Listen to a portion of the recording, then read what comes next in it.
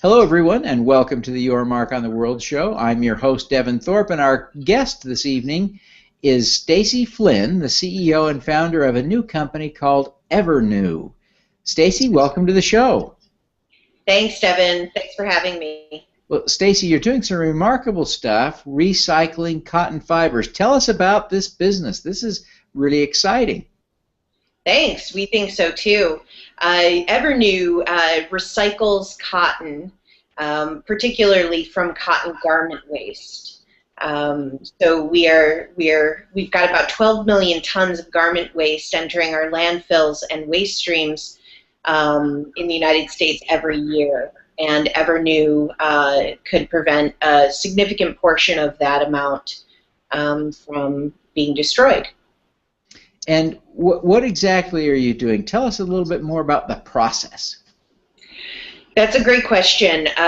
What makes our process different from conventional garment recycling technologies is that we're actually breaking the cellulosic chains down, and we're re-engineering them to create a very high-quality fiber. So what we're doing is we're taking cotton garment waste and we're extruding it like a synthetic fiber.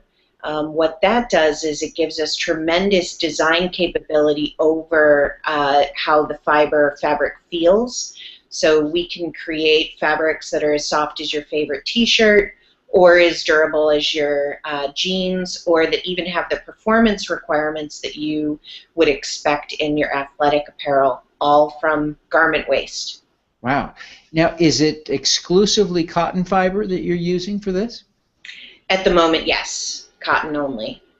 So is there a potential to use other fibers, other fabrics, or for now is it just going to be cotton? For our project, we're working on cellulose only. One of the biggest challenges is most fabrics contain blended fibers. So especially with spandex and polyesters. So we do have in our development charter to begin development on the breakdown of those fibers. We can break them down, we just don't really know what to do with them yet, so it's going to take more time. So our technology is focused on perfecting the utilization of cotton. How did you come up with this technology? This is really a remarkable step forward, it seems. Well, I was inspired on a trip to China. I traveled to China in 2010 without large corporate credentials. So I traveled around the country for a month, and I saw the effects of my work on the environment. So that was 4 years ago, and I began to research what the path of least resistance to make a significant change might be. And we identified fiber as being the area of focus, mainly because we had so much natural resource extraction at the front end of the supply chain and so much waste at the back end. I began asking a question: is there a way to contain this waste to the supply chain so that we can create a renewably resourced fiber, which is the linchpin for the entire system? Yeah. And give us a sense of the scale of your operations. Are you at a pilot stage, some sort of preliminary benchtop stage, or are you in production now? So we've gone through 3 rounds of piloting where we now have officially moved out of our research phase. We have high-quality multi-filament fiber, and we're now going into the development phase where we're going to be perfecting the technology in partnership with a handful of brands who are committed to taking back the garments that they sell and finding a way to reutilize those garments. Fantastic. What is so I was going to ask, where are you getting the recycled material? Right now, we've set it up so that there are lots of different options on the materials reuse side. We've got them mapped out. We have chosen not to take ownership of the waste, to basically process the waste on behalf of anyone who owns it, and then convert it into the fiber using our our patented technology. So we can break down waste from anyone who owns it. Great. And the fiber that comes out, do you still think of this as cotton after all that you've put it through? Yeah, no, it's not cotton. It doesn't currently have an FTC code. So the closest thing it would be related to would be a rayonization process. But it's not rayonization either. It's a combination of a chemical and mechanical process. So we are still trying to figure out how the FTC would actually label this fiber. Interesting. Is it a natural fiber? I guess it's not in its natural form, but is it still a natural fiber? Well, that's a philosophical debate. Okay. It's the same. It is, in my opinion, it's not a natural fiber. It's using a natural substance to chemically break down and realign those polymers, but it is not considered a natural fiber. It would be a renewably resourced fiber, but it would not be something that's grown naturally. Interesting, interesting. And what are the properties of the fiber that comes out? You said you could make something durable or soft with it. Does the fiber itself have an inherent property that you'd help us understand what it's like? It is. We're very early on in our development, but initial tests have shown that the fiber denier is incredibly fine. We've gotten the denier as fine as silk, and initial tensile strength reports demonstrate that it's stronger than cotton, and it also has natural antimicrobial properties, so that it would basically be appropriate for athletic apparel. Boy, that's exciting. Let's talk a little bit. You mentioned that you're in the early stages. One of the things that you're doing here in the early stages is some crowdfunding. You've got a campaign going on Indiegogo. How's that going?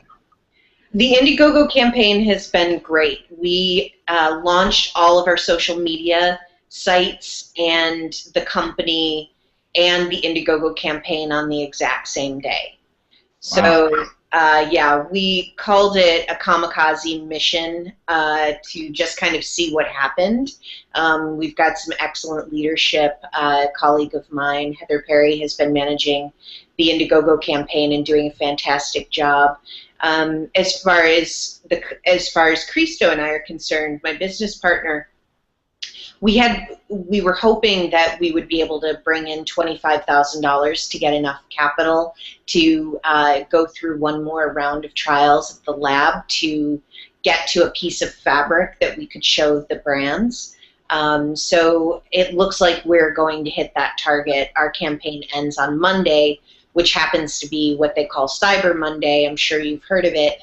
But going through Black Friday and Cyber Monday is really an interesting strategy because this technology essentially preserves the ability to consume clothing.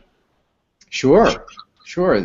For people who are shopaholics, who are fashionistas, right? This is a way to assuage a little guilt. So yeah, well, I mean, it's an interesting business model because the business model in the apparel industry is based on style obsolescence. And if you're developing a product, you work within that dominant business model. Now, there are other models that are probably going to be better suited for the apparel industry, but asking an industry to change their business model before you have demonstrated innovation that a new model works is truly an uphill battle. Yeah. Now, are you offering any rewards on your crowdfunding campaign? Sure, yeah. We've just offered a reward program today where for referrals we're giving discount cards, and all of that will be published on Friday, on Black Friday. So we are getting ready for those that. And we've also got a very interesting offer for the mentors who have been coaching us along. We've asked them to be Evrnu Angels and do a matching campaign. Very difficult to ask people to put in more money after they've already contributed and supported us along the way. But I sent the emails yesterday, and we're waiting to see what happens. Great. Well, it is exciting to see your progress, and we certainly wish you every success. So tell us now how people can track you down, connect with you, find your crowdfunding campaign, etc. Great. So we are on Indiegogo, and the name of our company is Evrnu, Evrnu. It's called The Future of Apparel. And on Twitter, our handle is Future of Apparel. And the name of the company is Evrnu. You can go to our website. The parent company is Future Resource Collective. We're on Facebook, Twitter, Pinterest.